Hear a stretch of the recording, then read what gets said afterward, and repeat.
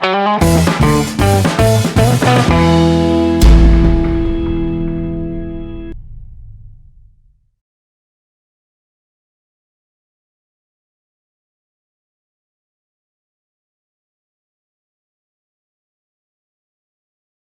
I'm delighted to be speaking to you here today. And I decided to focus on quality in the first place, and I structured this presentation into two parts. In the first part, I will provide a definition for quality in interpreting as I see it, what I suggest including into this concept, and I will try to present different perspectives on quality in simultaneous interpretation, on quality in an interpreting booth. In the second part, I will talk about an interesting, peculiar psychological phenomenon that might stand in the way of quality for interpreters. But before I get down to business, I would like to have a short introduction and explain why I think I qualify to talk about these topics to you. My name is Svetlana Bregman, and I'm a freelance interpreter. I've been doing this for almost 20 years now, and I have worked in the commercial market of Ukraine with English and Ukrainian as working languages for various types of employers and clients who obviously set their own requirements for their interpreting assignments at different times. And when I say when I try to identify myself, I mean, well, let's play with words a little bit. I for interpreter, because I've been doing this for quite a long time, and what's more, it's been very intense. I for insider, because I've been there in the booth, and I'm in the booth all the time inside and take this important biased or unbiased perspective when I talk about quality in simultaneous. And I for imposter. This is quite a provocative term for many conference interpreters who are usually high achievers. And in the end, I would like to suggest another decoding options for these I's, but I'll keep it till the end.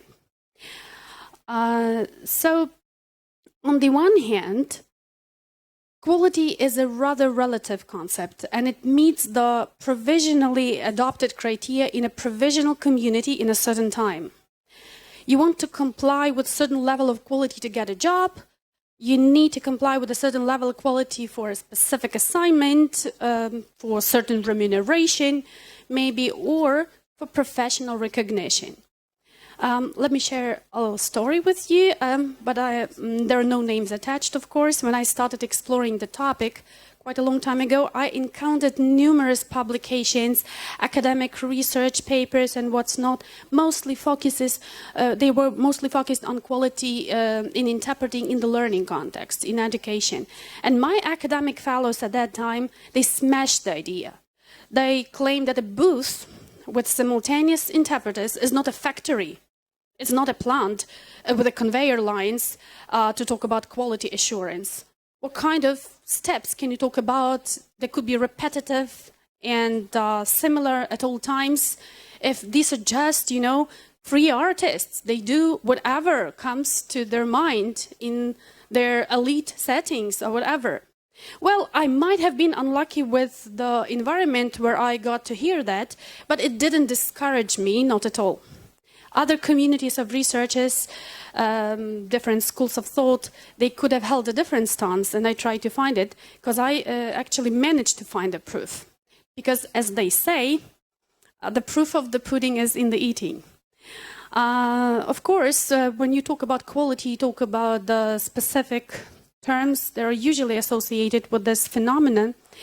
But in my humble opinion, it is needless to mention any of the specific lists, maybe the renowned organizations or professional associations, with all my due respect to them, to refer to the specific criteria that you must rely on.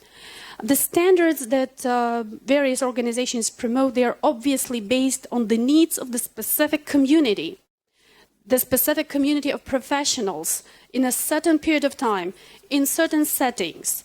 And today, we are facing the crucial change of reality, the crucial change of the world order in general, and it will affect this profession, among others, by all means.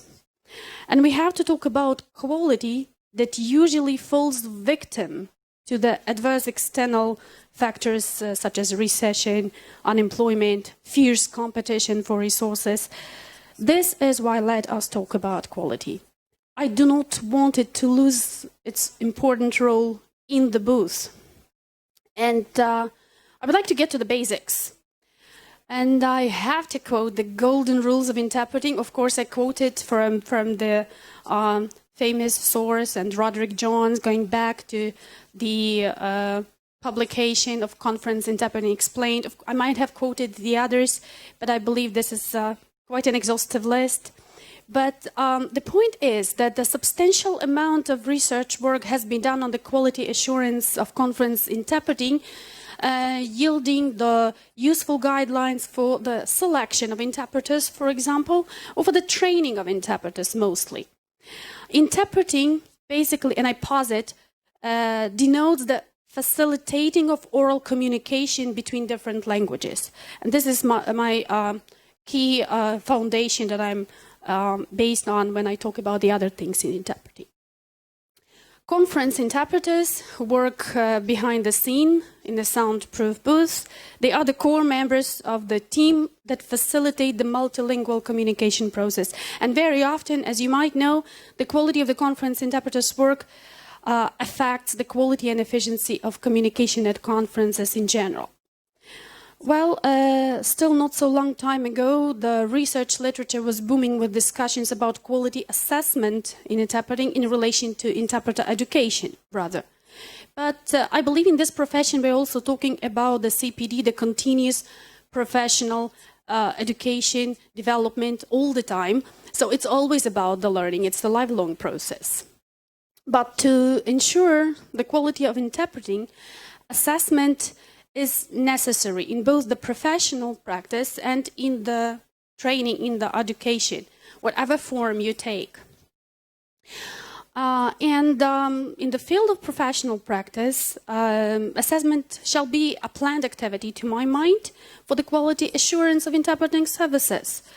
And basically, my important statement is that this is not the simple activity, because in professional settings in particular, assessment is more than simply giving marks or grades. And we are trying to experiment with this during this conference, trying to figure out how to provide a peer review. But also, I would like to talk about the challenges in assessing interpreting performance, because unlike translation, or other types of tests that may leave a paper trail for assessment purposes. You can then read it in and out, criticize or praise. The interpreter's work is actually ephemeral in nature. After a conference or a meeting, on most occasions, there is little records of what the interpreters have done, except for the impressions, the footprints that people may have after listening to the interpretation. And this makes quality assurance as well as the interpreting assessment difficult to carry out. Today, however, in the world of pervasive online formats, interpreting performance is more exposed, and it is more exposed to the lasting impressions, and most online events are recorded, even video recorded, live streamed, they are posted online, either for public access, or even when they are posted for the limited group of people, but it is carved in stone now. And it is not that evanescent any longer. Basically, the issue of quality or quality assessment is becoming more relevant than ever. I do not intend to focus on interpreting examinations, on test interpretations, on job interviews, or contests, on competitions, because they obviously have their own set of quality criteria to comply with, to qualify. Instead, I would like to talk about the specific perspective. The perspectives, several perspectives actually, the perspectives from within the booth, and the perspective an interpreter takes to assess oneself. Actually, the task is certainly challenging, especially in the real conference settings like today. And of course, the first question that we need to focus on, we need to understand how and what to assess. Because if you understand how and what to assess, it helps you to sort of ground this somewhat ephemeral nature of simultaneous interpretation in the process of assessment. And usually the key and most common comparison is to compare the original and the interpretation. At least it is easy to understand, it is common, it is the most common approach when you try to compare things. You compare the two, the original and the interpretation. However, I suggest thinking about the client or user or a customer or an employer perspective, and let us think basically about the intended audience. In fact, a person listening to the original usually can hardly understand the original language. That is why they cannot compare them, but they are quite able to assess the final output. So I suggest we are taking the perspectives from the following points of view, trying to understand what the client can assess. Obviously, the client, the one who perceives the user, the interpretation, they are trying to figure out whether there have been any excessive cognitive load, like how well this was perceived, did they have to strain extra. They are trying to assess whether there have been any excessive informational load, like trying to figure out was it understandable enough or not. And they're trying to understand and assess whether there has been any excessive communicative load. Like, has this message provoke the same response that was intended by the original speaker? If we take the perspective of the employer and try to understand what they assess, I believe these are the most common things they're trying to focus on, such as they're trying to figure out whether the interpreter fulfilled their function during the event. Maybe pursuant to the contract, maybe there were some obligations stipulated in the service contract. They're trying to assess whether the participants, the users of this simultaneous interpretation, were satisfied with this product. Like, has there been any complaints coming? They're trying to focus on the fact whether the employer was satisfied. And this is the criteria for them to claim the interpreting was of high quality, or of the quality they were satisfied with. So basically trying to understand, have they received what they expected?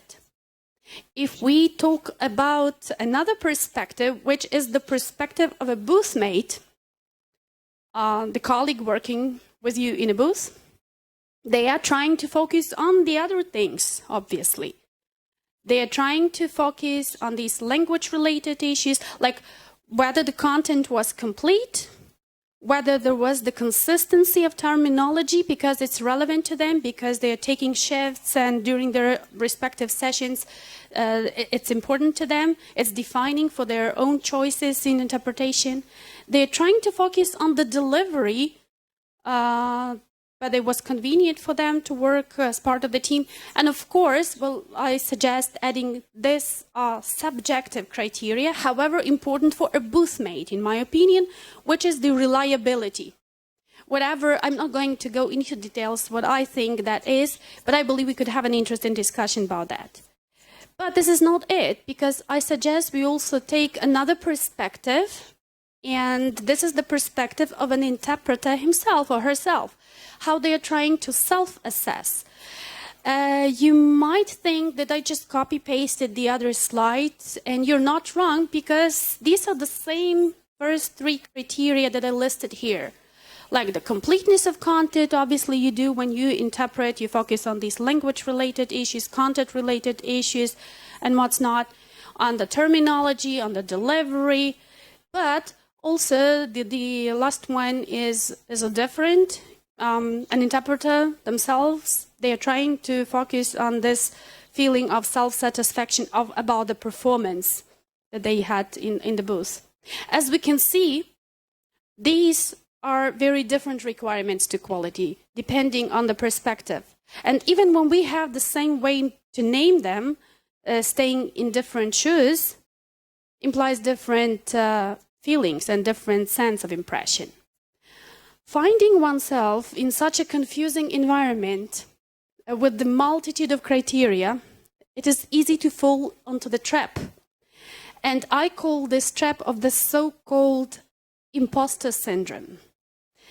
And now, in the second part of my presentation, I would like to talk a couple of words about the imposter syndrome in interpreting, in simultaneous interpreting as such.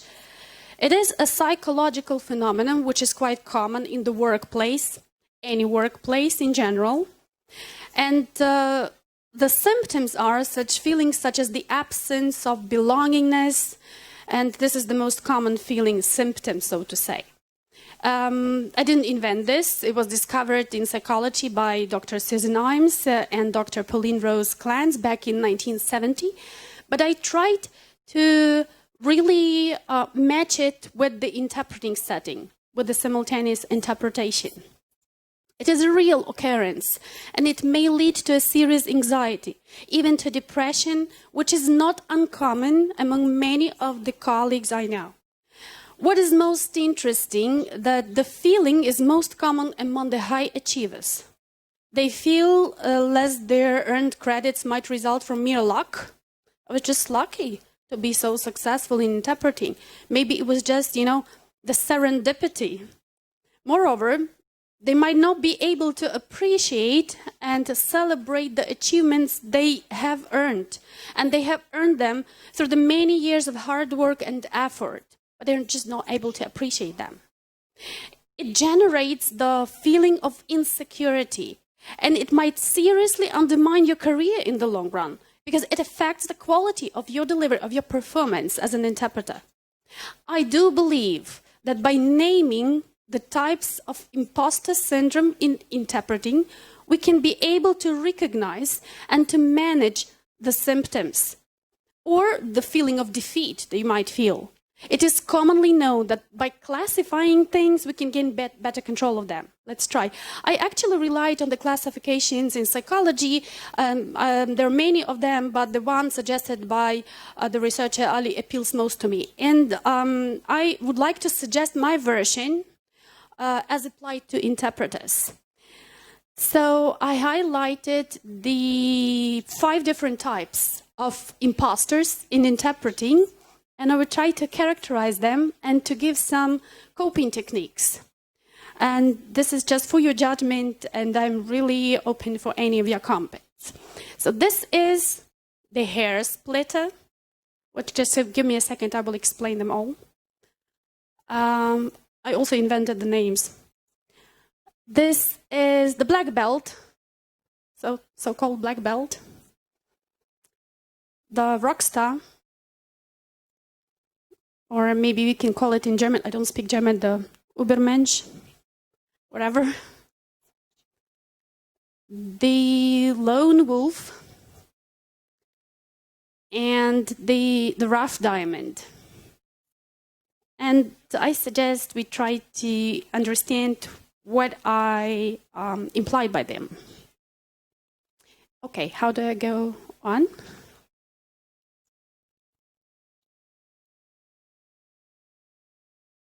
Yeah, the Hairsplitter. So it is by far the most common type of imposters in interpreting, in my opinion. They do not see any flaws, because they posed very high goals for themselves, and they are very careful for details.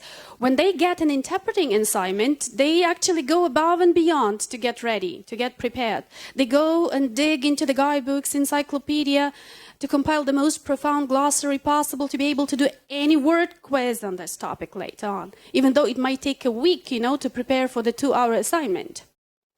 Of course, there are unavoidable losses, because this interpreter tends to self-correct all the time during the delivery in the performance, trying to outperform themselves every time. I believe you could hear many times, like they repeat several terms, synonyms, because I know them. They feel like using every possible synonym for terms they have thoroughly excavated before, and they just have to shoot them.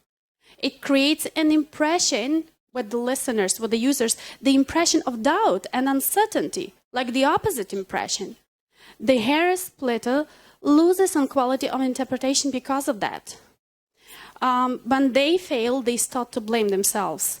Like, I should have read more into this topic. I promise when I come back home, the first thing I do, I maybe read the book that the speaker mentioned. I might need this. I just want to be safe for next time, etc. And they're, giving themselves the hard time. And Hairsplitters keep penalizing what went wrong because they have a hard time understanding what success is, where it stops, and how to enjoy it. Every time they think they could have done better.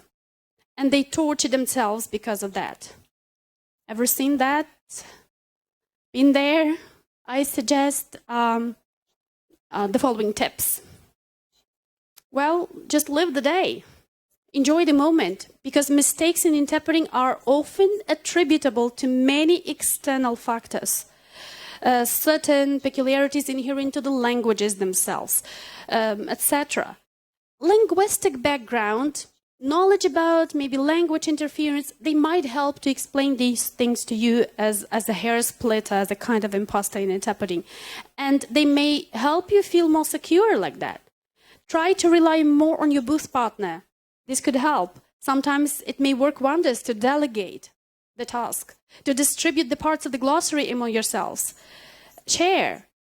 It will give you new experience and new skills. And try to be able to appreciate every successful solution, like a little step at a time.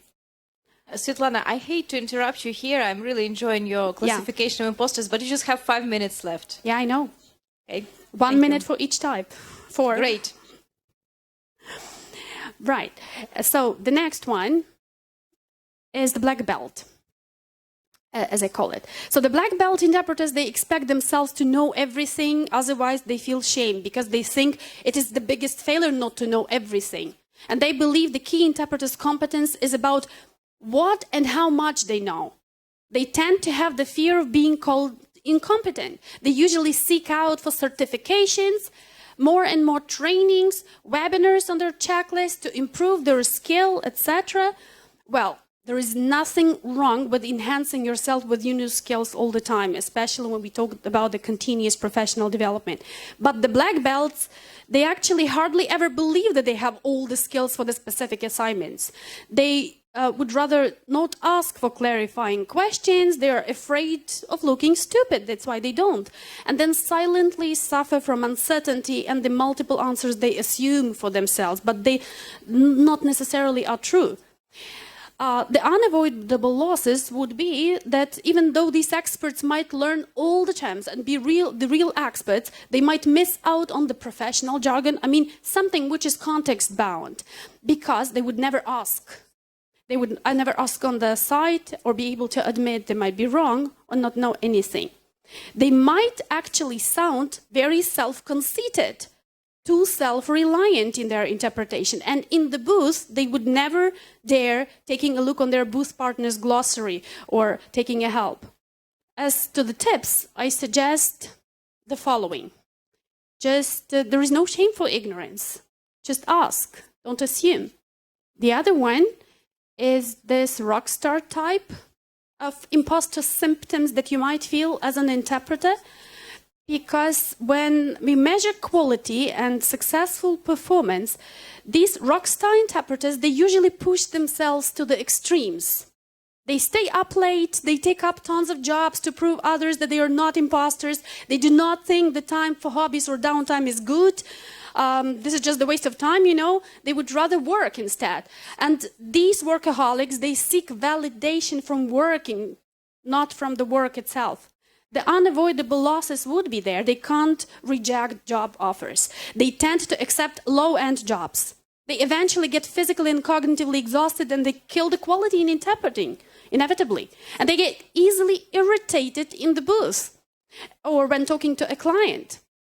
The tips, Well, please enjoy the tips, but my key message is that there shall be the mindful approach to understanding elements of each type of service you offer. Some financial literacy might help because you don't want to have the 22 days in a month booked, because you might consider working for higher fees, but with a fewer days, and this financial literacy might be a tip.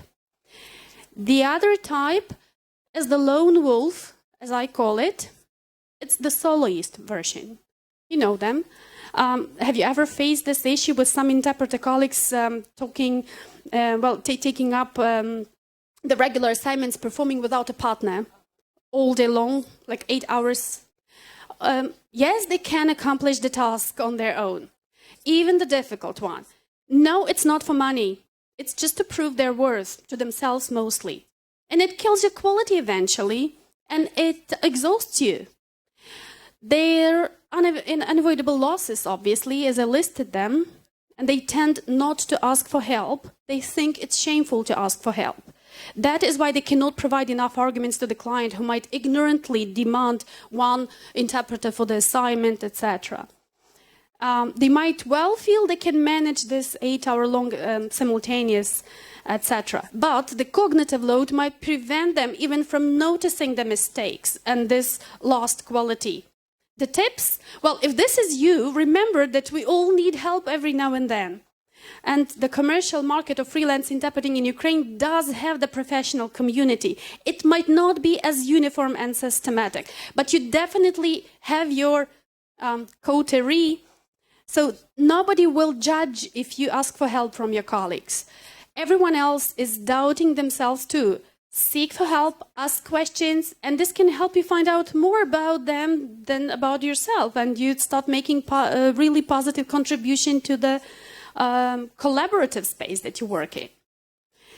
And the rough diamond type, well, this person is very concerned with when accomplishments happen, and they measure tasks with speed and ease instead of effort.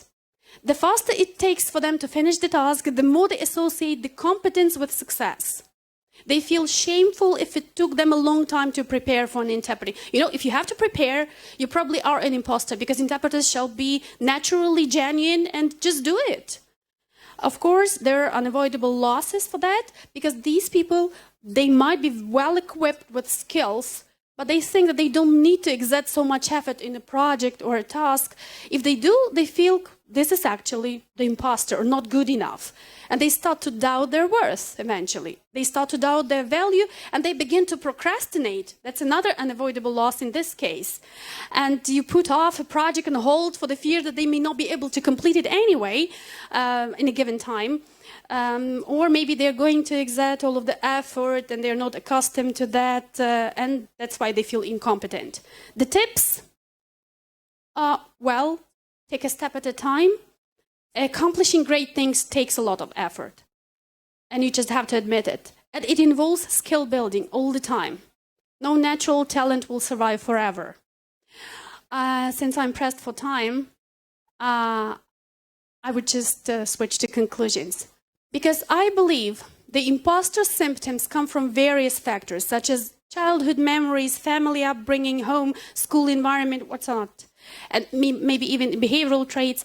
This syndrome may not have to do with fear of getting caught by other people, but also the fear of not being able to become who you believe you should in interpreting, right? When we talk about how do you see the successful interpreter, you have certain criteria in mind.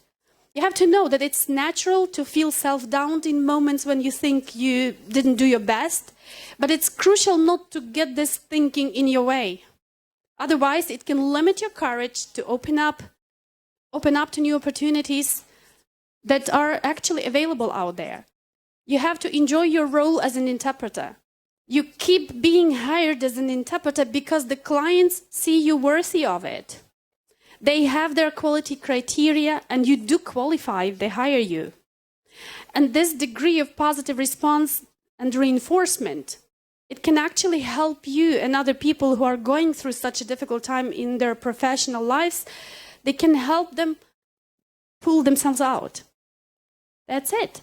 And this statement that I really am trying to posit all the time about this mindful approach about what you do, understanding why you do this, can improve your quality of performance. And then when you talk about your identity as an interpreter, you can have this I for identity. I know I am the interpreter and I don't know what it means and I know what it requires from me. It's the incentive to learn more and to improve your specific things that you need to improve at this time.